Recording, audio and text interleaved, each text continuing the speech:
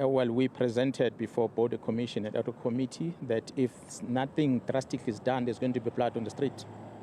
And I do hope that our executive authorities are going to do something big about this. It cannot be left like this. If we, as security cluster, the people who are charged with the responsibility of protecting citizens, we are playing with their lives, then government must remove all of us and start afresh. That means we don't deserve to be here because we are busy playing games. And that's not what it's supposed to be. We're supposed to be here and executing our task. Us as colleagues must be able to talk to each other and get along. But it's clear that we are not getting along. And it's clear that there's fight amongst us. And if that fight we should bring to the attention of our leaders, and if there's no intervention on that side, I'm afraid, but there's something big might happen in this country. IDEC, take a chair, shut up and sit down. I don't want to hear you, and I don't want to see you. I can't put it any other way. But what it also said is, when you say, as senior and respected as he is, that we are at war, that blood will flow, I think it's a serious threat. The head of the Investigating Directorate Against Corruption, IDEC, Andre Johnson, has broken her silence on remarks made by the KwaZulu-Natal Police Commissioner, Lieutenant General Nhlanhla, condemning his comments and warning that they could place the lives of investigators at risk. Speaking on the News 24 podcast, Johnson rejected Mkhwanazi's suggestion that the country was at war in relation to the ongoing tensions involving law enforcement agencies. Reacting to his comments, Johnson said Mkhwanazi's message was effectively telling the IDEX personnel to grab a chair, sit down, and shut up.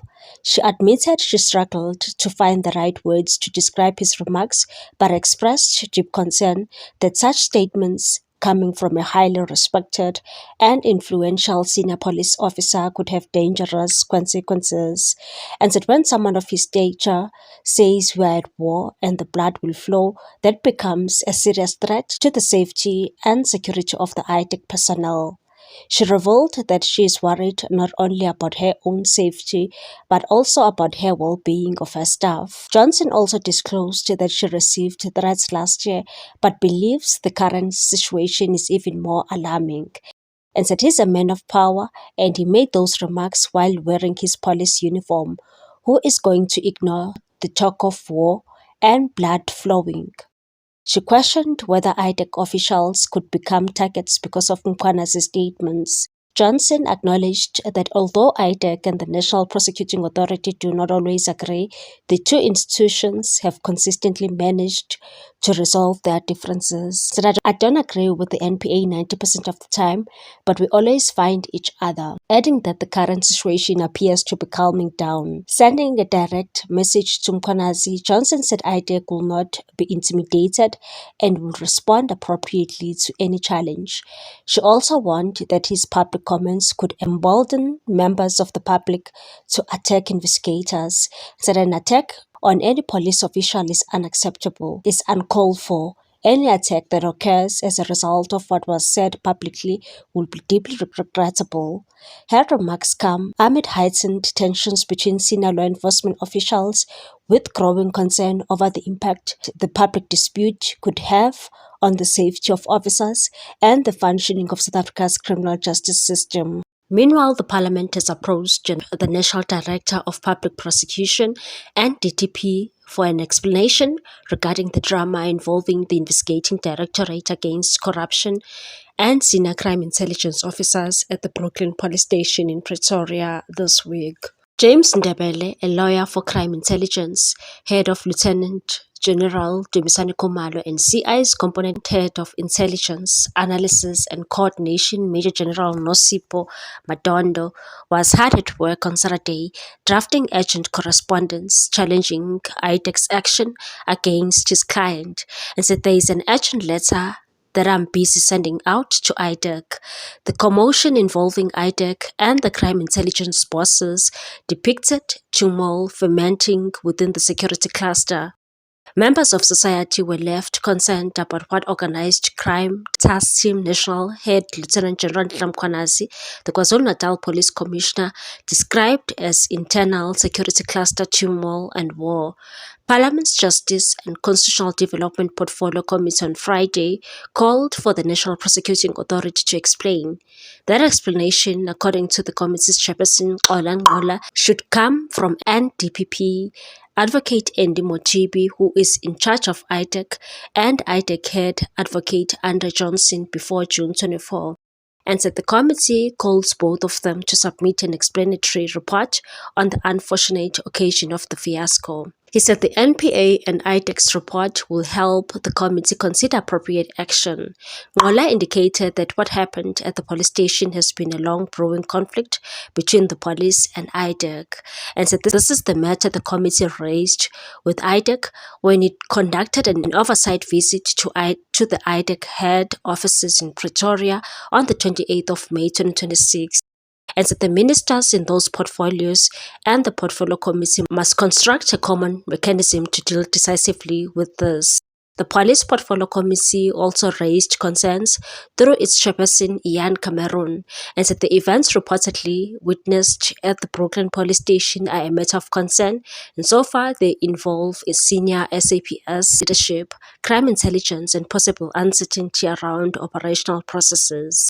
And said any public perception of conflict, poor coordination, or mistrust between law enforcement agencies damages confidence in the criminal justice system. Ndebele had told the media that his client went to the police station as per IDEC instructions, only to wait for hours without IDEC showing up, incurring legal cost. IDEC initially distanced itself from the reports of Khumalo's imminent arrest.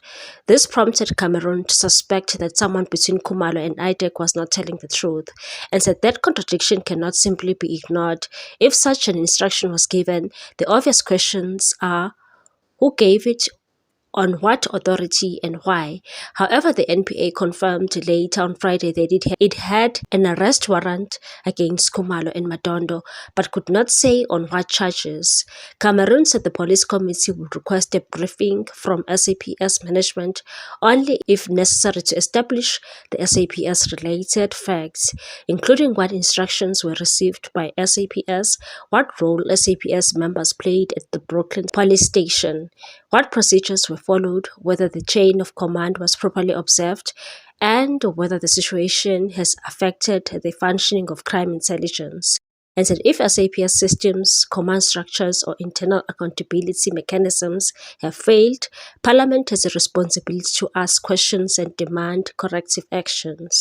Meanwhile, the NPA spokesperson Kaiser Kganyago said IDEC had the warrant to arrest only Khumalo and Madondo and no one else from the SAPS, dispelling Khwanazi's claim that he arrived at the police station to make it easy for IDEC to also arrest him, as he had been informed of a possible arrest warrant against him.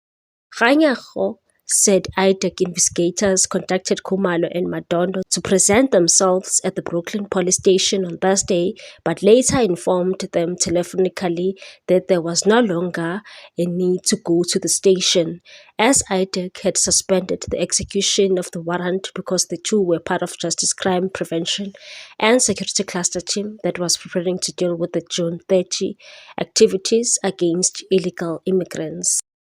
IDEC decided to suspend the execution of the warrants of arrest until the June 30 assignment of the two officers is completed, and that the two officers were subsequently contacted to no longer hand themselves over prior to their arrival at Brooklyn police station.